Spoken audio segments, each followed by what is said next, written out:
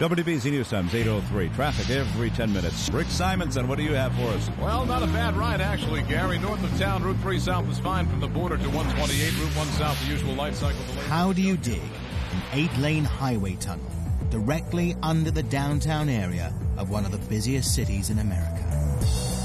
And how do you do it without disrupting the daily life of that city?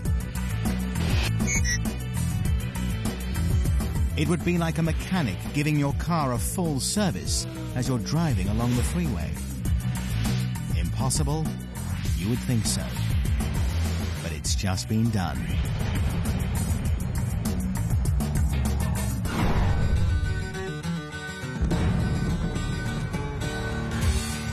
Boston, home to the Big Dig, one of the largest, most technically challenging and expensive public works projects in American history. When it's complete, it'll have cost nearly $15 billion, taken 20 years, and changed the face of one of America's oldest cities. It's a collection of mega projects. It's like a mega project. But the Big Dig is more than a giant construction project. This is a story of dogged determination and the sheer audacity to think the unthinkable. But the engineers will make mistakes. I can assure everybody that there is not a 3'9" gap in the Ted Williams Tunnel. They will narrowly avoid disaster. To this day, we still don't know exactly what happened. And they will go head-to-head with the local community. I don't want anything from you except what is due me, and that is 8 hours sleep a night. Boston lies on the east coast of America and is the capital city of the state of Massachusetts. Here in the heart of the city is one of the most exclusive car parks in America. This state-of-the-art facility used to be an eyesore, an ugly, functional concrete box. But in 1988, it was demolished, and at a cost of $80 million, this ultra-modern parking garage replaced it underground. What's left above ground is this: Post Office Square, a privately run city park with manicured lawns and live music. The ethos behind the rejuvenation of Post Office Square is simply that some things in life are worth paying for. Now try doing that to a 2-mile-long 6-lane highway and you get an idea of the Boston Big Dig.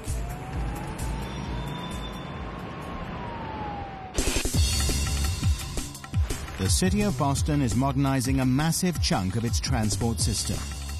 Instead of a parking garage, this time the city is tearing down an entire elevated roadway built in the 1950s and replacing it underground with a state-of-the-art highway tunnel. The space created will provide 27 acres of public parks, plazas, and open spaces.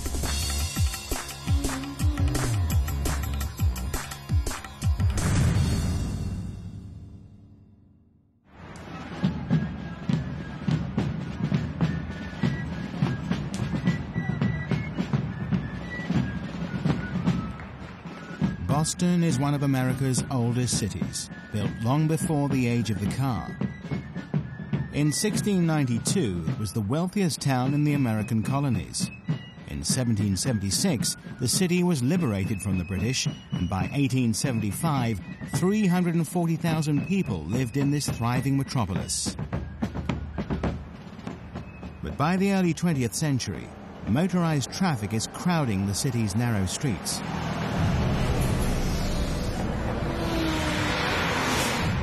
And by the 1950s, the car is strangling the city. A solution has to be found. Over the next decade, Boston is brutally redeveloped. A network of new roads is built through the heart of residential areas, displacing 20,000 people. The main feature of this so-called progress is an elevated 6-lane expressway that rips its way through the heart of Boston. A structure like that was considered to be a sexy thing. Cars are up in the sky, people are down on the ground. with the logic that you could drive into the city on this elevated expressway and you could drive off the ramps, park directly below it, and walk to your job. The reality, however, is very different.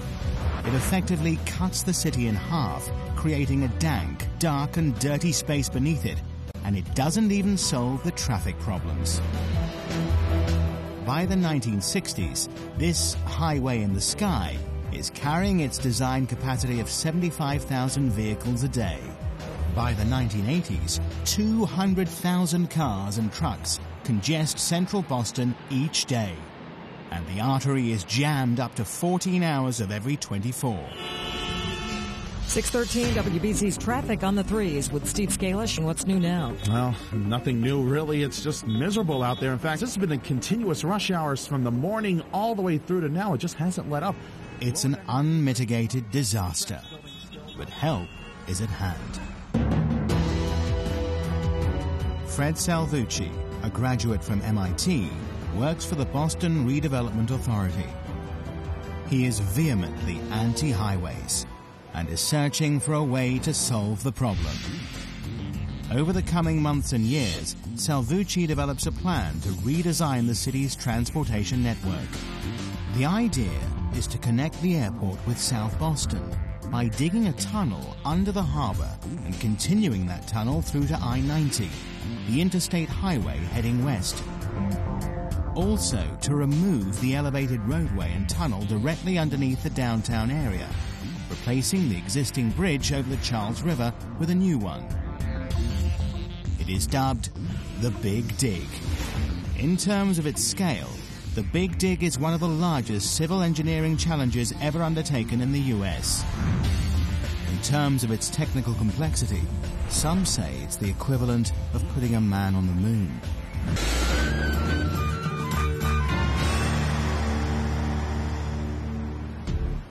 In 1975, Fred Salvucci becomes Secretary for Transportation for the state of Massachusetts. Motivated by a desire not to repeat the mistakes of the past, he begins to sell the idea of the Big Dig to the people of Boston.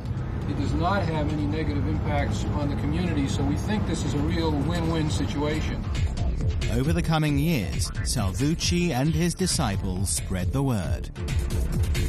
Having secured public support, he travels to Washington for federal funding.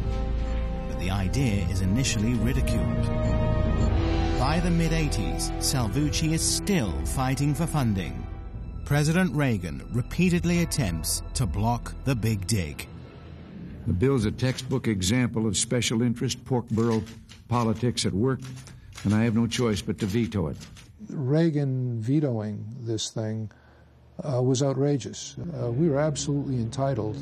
We are part of the United States of America. We had paid our taxes. We had a right to use federal funds to improve our city as other regions had done. But Salvucci, determined to see his project happen, doesn't give up the fight.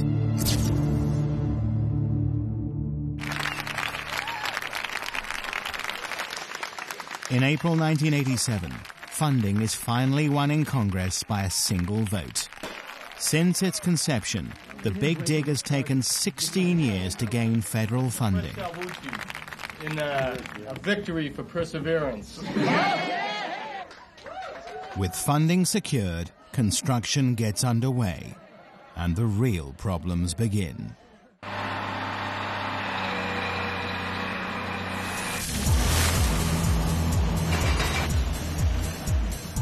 With federal funding secured, the Boston Big Dig, one of the most technically challenging and expensive megastructures in American history, gets underway. This awesome challenge can be separated into 4 elements. Number 1, build a tunnel under the harbor connecting the airport to the city. Number 2, continue the tunnel under South Boston and the Fort Point Channel, connecting it with the interstate highway I-90. Number 3, tunnel directly through the downtown area to create an 8-lane, state-of-the-art underground highway.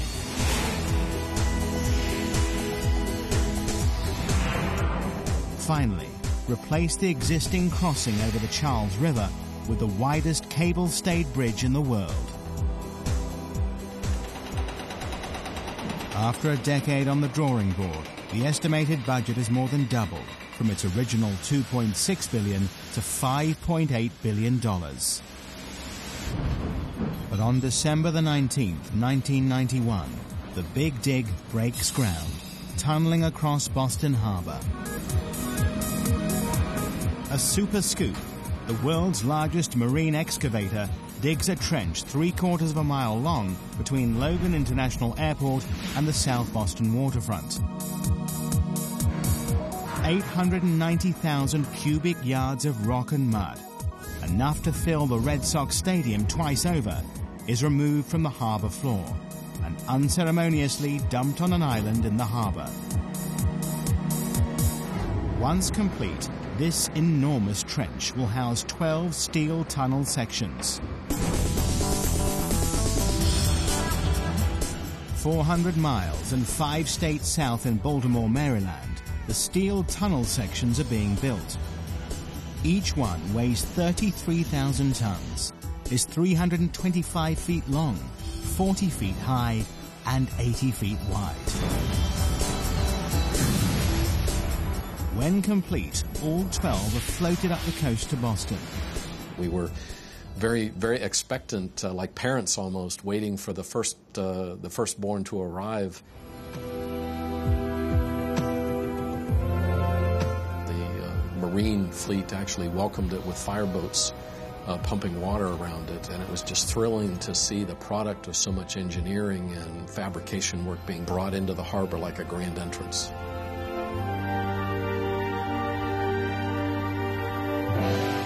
Once in South Boston, each steel tunnel component is docked at a shipping terminal and outfitted with 4 concrete reinforced lanes. 2 for eastbound traffic, 2 for westbound traffic. Once the work is complete, the sections are floated out into Boston Harbor by a massive barge until they lie exactly over the trench. Concrete is poured into each section so that it sinks, guided precisely by GPS and laser systems into the trench. It's a nail-biting maneuver with less than 1 inch of room for error. It went very predictably. The result of a job looking easy and going well is good planning. Every large job should be planned at least twice to make sure that you've covered all the bases. But they didn't cover all the bases. The tunnel is 3 feet 9 inches short. And I remember the day that this occurred, and the engineering manager at the time came into the project director's office, to Peter Zook's office, because he needed to tell him that we had this discrepancy of 3 feet 9. And I remember Peter Zook at the time telling the engineering manager in a very nonplussed way, he said, "Tony, there's an old adage. Measure twice, cut once."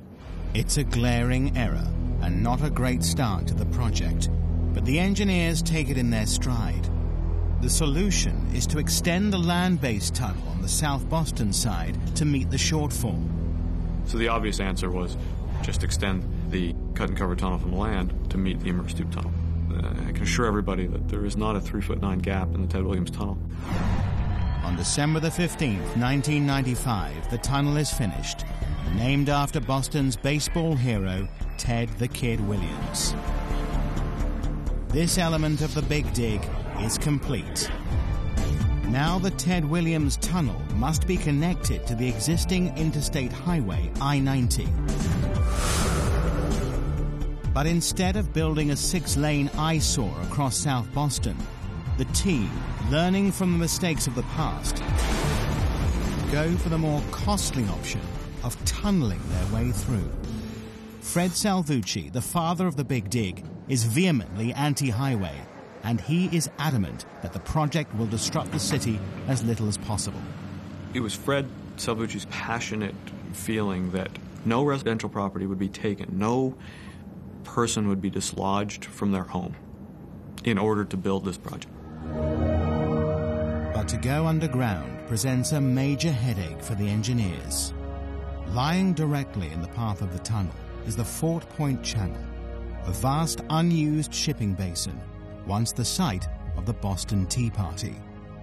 This is the stage in the build the team have been dreading.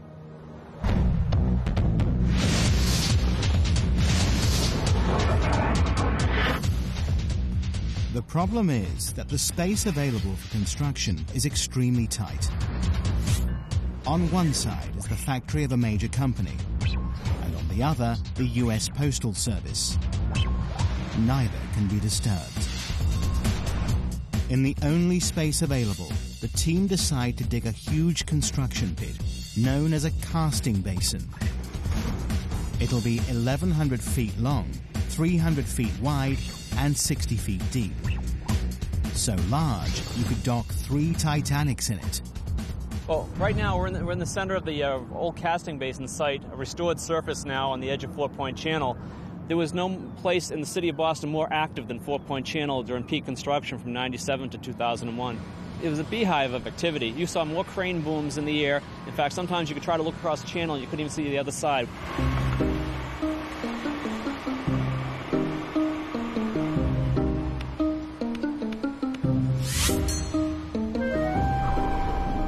The end of the casting basin opens onto Fort Point Channel, but is sealed off by a temporary dam. Inside the casting basin, they will construct 6 concrete tunnel sections to cross the channel.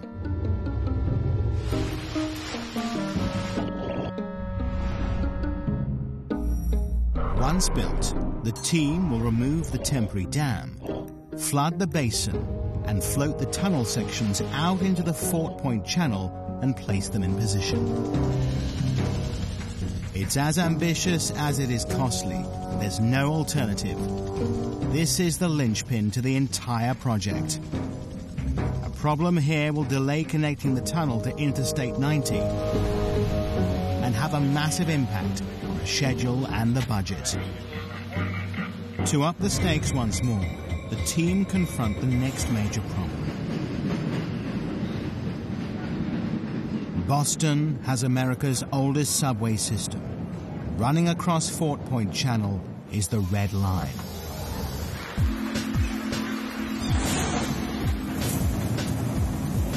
The Red Line is made up of 2 aging tunnels built during the First World War. They lie just 26 feet beneath the bottom of the channel. The Big Dig's tunnel has to go across the bottom of the channel, but over the Red Line. The team must devise a way of laying 6 concrete tunnel boxes just 4 feet above the subway without crushing it. One section alone weighs more than 50,000 tons. To add to the problem, the Red Line will continue to operate throughout the entire construction, carrying 218,000 commuters every day. A collapse in the subway walls would result in the death of thousands and the flooding of the whole of downtown Boston. And just at that time is when Chicago experienced probably one of the greater municipal disasters in this country's history. A construction team driving piles beneath the Chicago River accidentally pierce a network of freight tunnels that run 40 feet beneath the streets of Chicago. 200 million gallons of river water pours into the tunnel system before reaching equilibrium. Basements are flooded, knocking out electric and natural gas services, and the subway is disrupted for a month.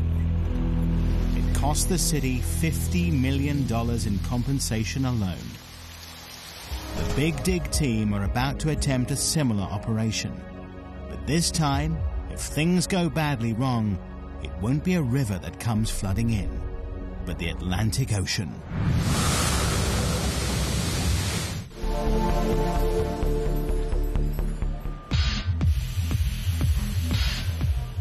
In 1996, 5 years into construction, the Big Dig, one of the largest, most technically challenging and expensive civil engineering projects in America, is tunneling its way under the city of Boston. The construction team are now at a crucial point in the build. They must cross underneath the Fort Point Channel avoiding the Red Line subway. One of our difficult factors below the channel is that there is an existing Red Line subway system which was built in 1914. We had to excavate out in the bottom of the channel to within only 4 foot of the existing Red Line subway tunnels. The team then build 110 concrete foundations surrounding the Red Line. Each one is sunk 145 feet into solid bedrock. These will support the tunnel as it goes over the subway line. Each section is floated into the channel, lowered into place on top of the concrete supports, bridging over the subway. Either end, temporary walls are built on top of the tunnel. That allowed us to pump the water down on either side of the immersed tubes to allow us to build the remaining tunnel sections on each end. By June 2001, the last of the 6 tunnel sections is floated into the Fort Point Channel. With so little room to maneuver, positioning each section has to be carefully choreographed. And it was almost similar to like those the childhood toys when you had to slide all little numbers around and get them in order when you ended up all mixed up. The tunnel sections are delicately lowered into position. Victory is in sight. Then, in the early hours of the morning on Saturday the 22nd of September 2001, disaster strikes. The tunnel section that meets land on the far side of Fort Point Channel springs a massive leak. A waterproof seal at the bottom of the tunnel has burst. And 70,000 gallons of the Atlantic Ocean starts to pour in every minute. When we got here, it was like nothing I've ever expected. The amount of water we had coming in, it was demoralizing. It was incredible how much water we had coming in. I thought we could handle about anything that came at us, and Mother Nature kicked our butts. With one side of the immersed tunnel rapidly filling with water, it creates an imbalance of pressure. If left unchecked, it has the potential to dislodge the tunnel sections from their foundations. If one section, weighing as much as a battleship, falls on the Red Line, it would spell disaster for the project and the city of Boston. If the tunnel had dislodged, we would flood downtown. Tunnels would come off their caissons. It could go down on the Red Line and flood the Red Line. Those would be the 2 major catastrophes.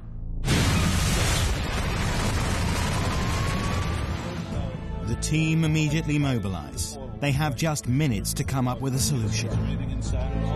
They decide to open the bulkhead doors between the tunnel sections to deliberately flood the entire tunnel and casting basin to equalize the pressure. It means ruining construction equipment, but there's little choice. And it works. The pressure is relieved, and the tunnel stays in place. That day in September when we flooded the casting basin and had to let the water come all the way across, that was probably the lowest the project had ever been. We were just so close, and it got pulled away from us at the last minute. To look up and see the look on all the people's faces who put 6, 7, 8 years of their life, 24 hours a day, 7 days a week, and just see it washed away, it was very demoralizing. Work doesn't get back into full swing for more than 3 months. It's a major setback that costs an estimated $10 million. But it could have been a lot worse. By mid-January 2002, work continues on the tunnel, but they're behind schedule. The estimated budget has increased to $14 billion, and the public's confidence in the project is waning. But the problems are not yet over. Not by a long shot.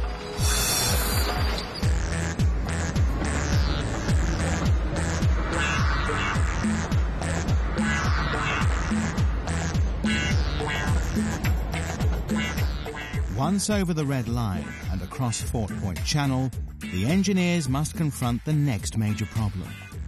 On the west side of the channel is a complex rail network for regional trains serving South Station.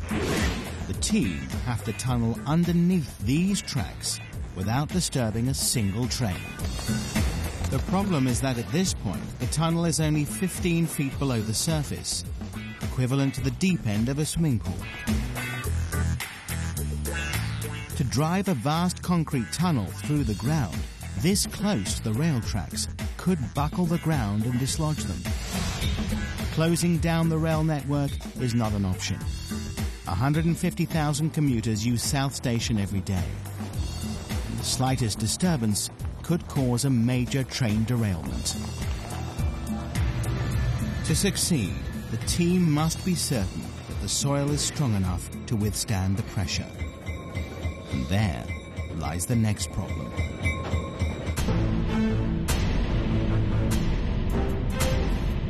Since the 1630s, the city of Boston has been expanding into the harbor. Today, 70% of the city is built on landfill, a loose mixture of soil, brick, wood, concrete and sand. Below this is another weak layer of blue clay. The team knows that if they tunnel through this landfill so close to the surface, it could collapse around them. They must devise a way of strengthening it. And they come up with an ingenious solution: freezing the soil. There was a whole potpourri of different types of soils in there. Nothing was uniform. There was no way to really solidify it, except for someone threw out the idea of, let's freeze it. Hundreds of thin pipes are threaded into the ground around the rail tracks up to a depth of 43 feet. Salt water, chilled to 32 degrees Fahrenheit, is then circulated through the pipes, gradually drawing heat out of the soil until it freezes solid. Once the soil is frozen, the team create a vast construction area known as a jacking pit. Inside it, they cast a concrete tunnel in sections. The construction team places the first tunnel section in position and begin tunneling their way into the frozen soil. Once the soil is excavated, the tunnel section is inched forward into the void on giant hydraulic jacks. The technique known as tunnel jacking is desperately slow. An 8-hour shift moves a section just 3 feet. In some areas, we were only 15 foot below the surface of the track bed as we pushed this tunnel structure the size of a high school gymnasium underneath the tracks themselves. Throughout the entire process, 150,000 commuters pass overhead every day and know nothing of what is going on beneath them. It takes 15 months to jack the tunnel until it meets the Interstate 90. In January 2003, the connection is open to the public. Let's give them the round of applause that they deserve for building this project.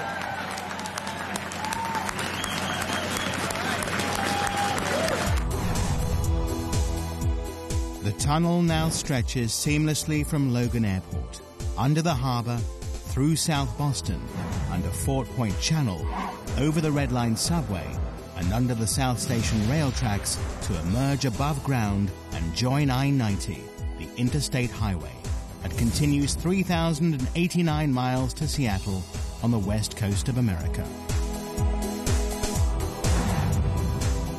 With the new connection, traffic heading for the airport from the south and west of the city no longer goes through the downtown area.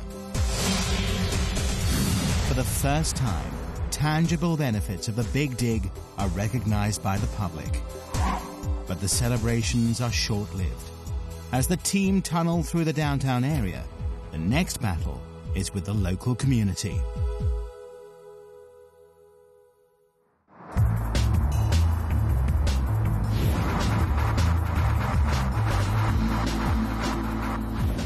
With the connection from the airport to Interstate 90 complete, the team turn their attention to replacing the congested elevated roadway that runs through the downtown area. The plan is to tear it down and replace it with an 8-lane tunnel highway under the city in the exact footprint of the raised artery. Road tunneling is nothing new. Traditionally, engineers use a method known as cut and cover. Cut a large trench in the earth and rock, build the tunnel floor and sides, and cover it on top. The problem is that the team cannot tear down the elevated roadway until they have built the tunnel. Closing the city down is obviously not an option. The ability to get traffic into the downtown area is what keeps Boston functioning. The team have to think outside the box.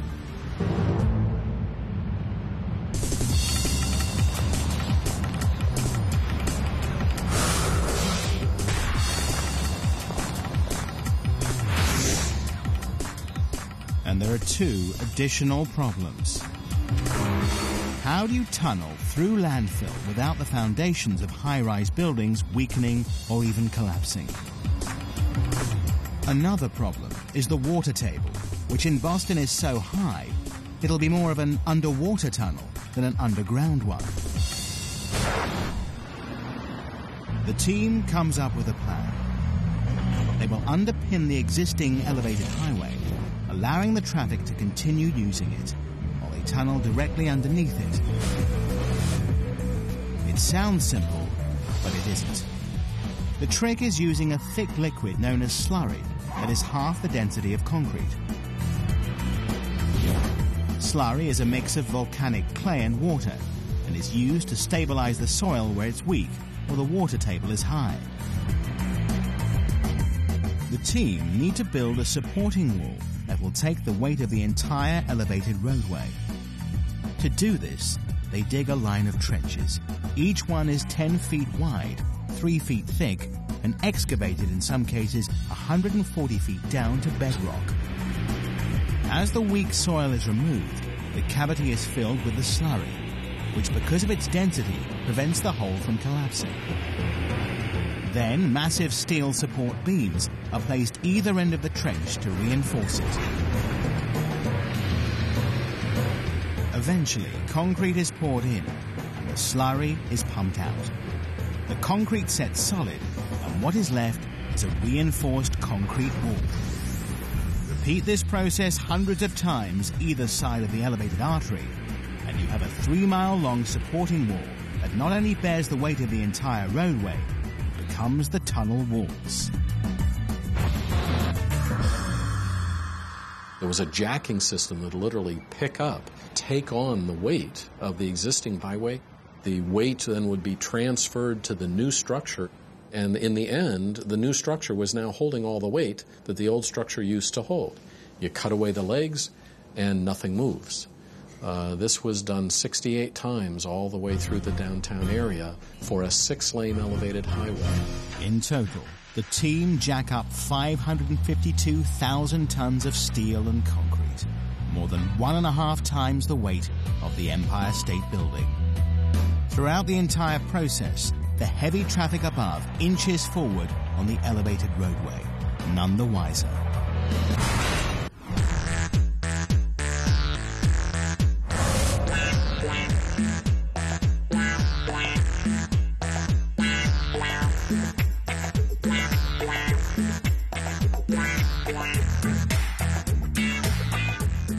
By now, the Big Dig is in full swing, tunneling its way through the city, directly under the elevated roadway. 5,500 people are employed every day on the project, and payroll and production costs exceed $3 million a day.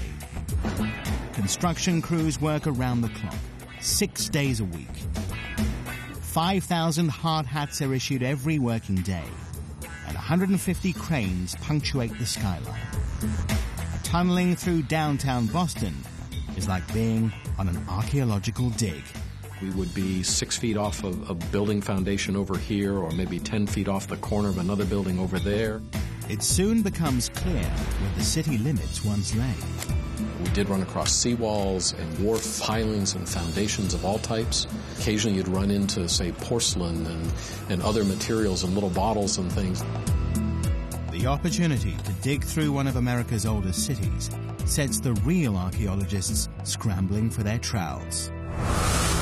Now housed in the basement of an old police station, are boxes of artifacts found in the landfill. Ellen Birkeland is an archaeologist for the city and curator of the collection. This is actually a batter bowl. It's sort of the Tupperware, if you will, of the 16th, 17th, 18th centuries. Oh, this is sweet. This is sweet. This is a tankard, an ale tankard. It's a redware. This is a milk pan to cool milk down quickly. It has a large surface area. Something else that was common to every household in Boston, a chamber pot. They didn't have indoor plumbing back in the 1600s. We have a bone-handled knife, sweet little fork, and part of a metal knife. And of course, the cigarette butt of the 16, 17, 18, 1900s, tobacco pipes. And we find thousands of fragments of white ball clay smoking pipes. It was an opportunity that we'll never see again. We were able to go in and systematically look at an urban area and carefully excavate the past lives of those early Bostonians. Back in the present day, the Big Dig team is tunneling its way through the city. By now, modern Bostonians are complaining that the build is taking too long and costing too much. The original $2.6 billion estimated budget has increased fivefold to an incredible $14.6 billion. And the locals have been living in the construction site for nearly a decade. One community affected is the North End, Boston's historic Italian quarter. This is now the Big Dig's front line, and local resident Nancy Caruso has led the fight to make sure the community gets a fair deal. You know, engineers are funny people. You either mesh with them and they understand you and you can talk, or they're in their own world and they're going to do it their way, even though they'll say to your face, "Oh yes, I understand." The residents first met the construction team back in 1993.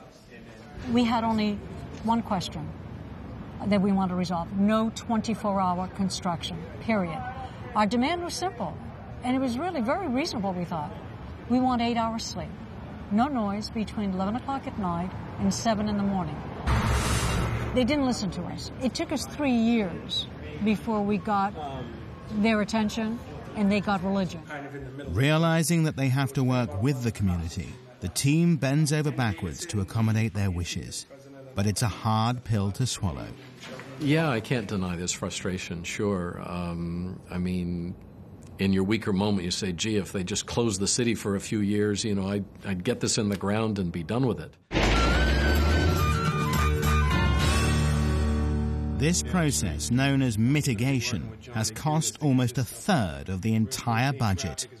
We changed designs repeatedly in order to accommodate their needs. Now, did that have an effect on the cost of the project? Absolutely. The dollar cost to the agency goes up, but the total cost to society goes down because you're cleaning up after yourself. You're not dumping these problems on others.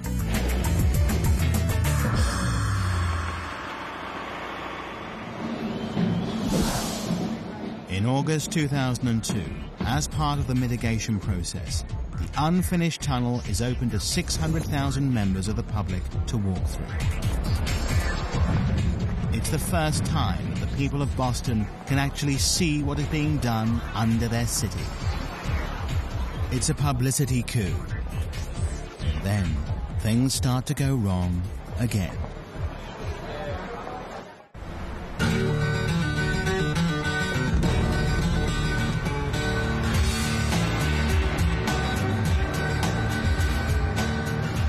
In 2004, the Big Dig, one of America's largest and most technically challenging public works projects, is nearing completion.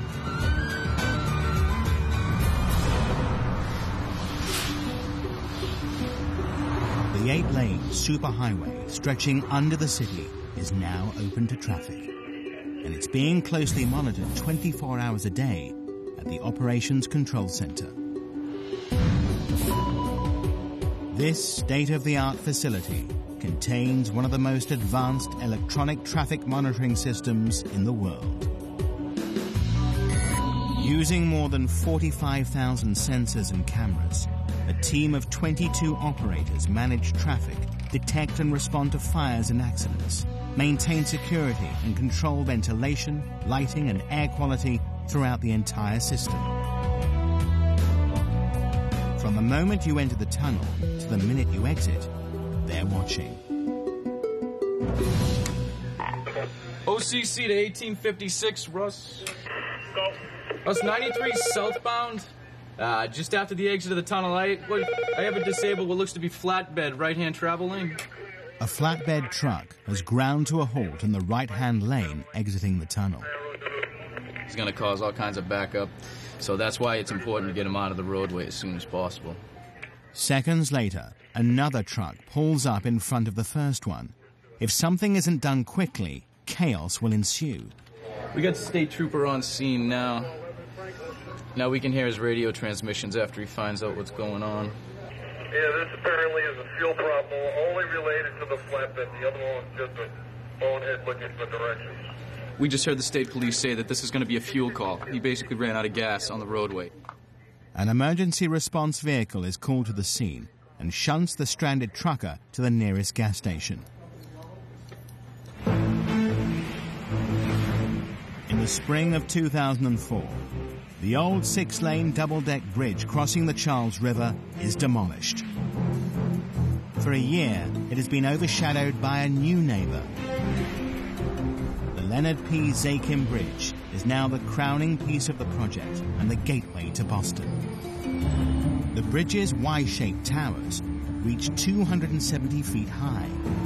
The 116 cable stays holding up the 100,000-ton roadway suggest a ship in full sail to evoke Boston's connection with the sea. With 10 lanes of traffic, it is the widest cable-stayed bridge in the world. And the public love it.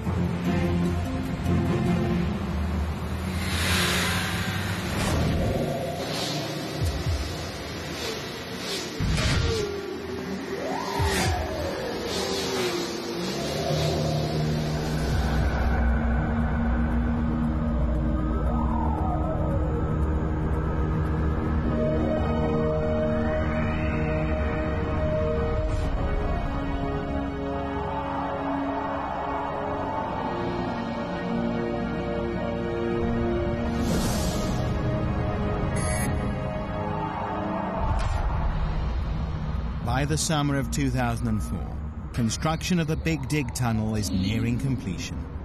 It has been over 17 years since the project's funding was first approved, and the team are nearly home and dry.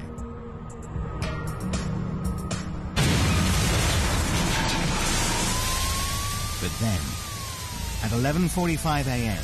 on September the 15th, 250 gallons of water a minute comes bursting through the wall of the northbound tunnel, 70 feet below ground, in downtown Boston. I was actually in a meeting with the engineering managers, and we looked at each other and said, water coming into the I-93 tunnel. We all know as engineers that the structure of the tunnel is very, very robust.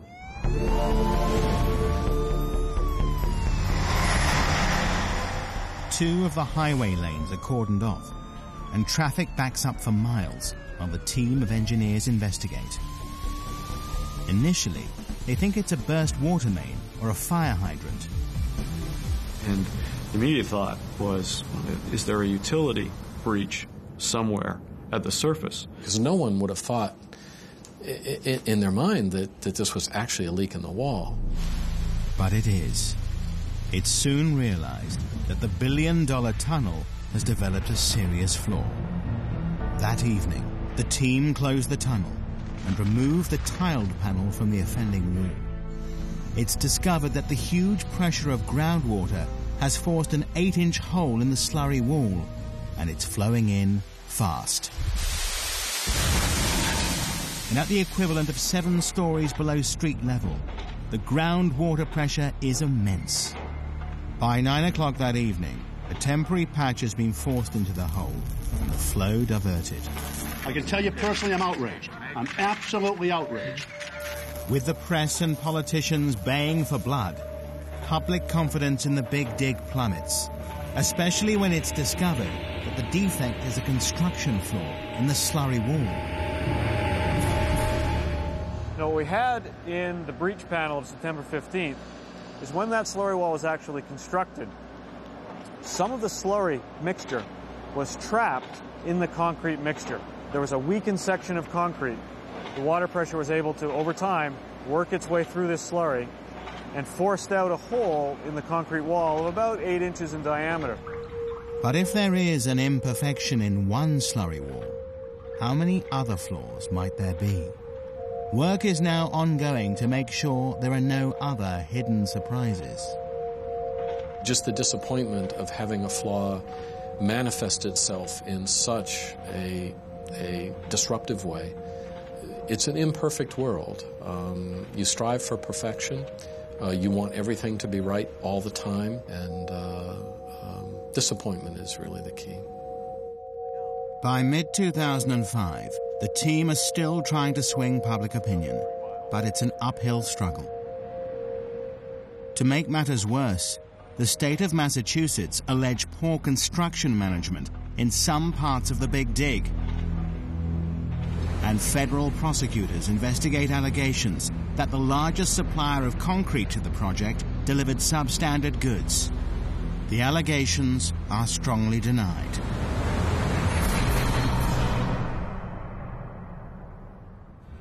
But with the tunnel now open to traffic, the team start tearing down the aging and dirty elevated expressway that has cast a shadow over the city since the 1950s. The effect is immediate. I thought to myself, my God, look at the light. It is so bright. I had to go back home to get my sunglasses. It was that bright. And the air smelled fresh and clean.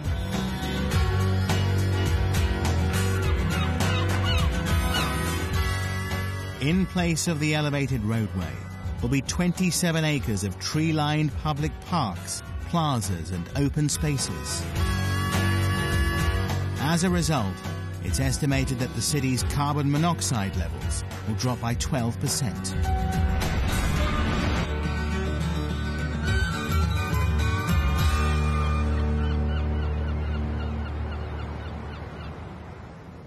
Even the dirt from the Big Dig is being put to a good cause. This is Granite Links Golf Course in Quincy, just 8 miles south of Boston. Before the Big Dig, this was a disused landfill site. But over the last decade, 13 million tons of earth has been dumped here. That's up to 1,200 truckloads of dirt every day. Today, the 400-acre site has been landscaped into 2 semi-private professional golf courses.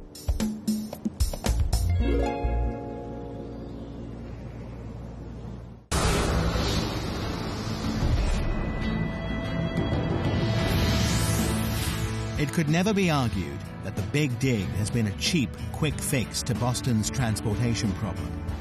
At an estimated final cost of $14.6 billion, the project will end up being more expensive to build than the Panama Canal and Hoover Dam combined. There are so many indicators out there by those who are truly in the city and use the infrastructure that this is a world of difference, and it absolutely was worth it. It's been a tremendous team effort. That's probably the key. 20 years seems like a long time, but you look at what has gotten built, and it's been a terrific opportunity. But the Big Dig is unique.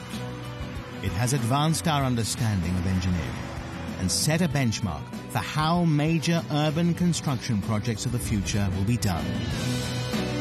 The last 13 years of tunneling through downtown Boston has transformed the city without a single home being destroyed.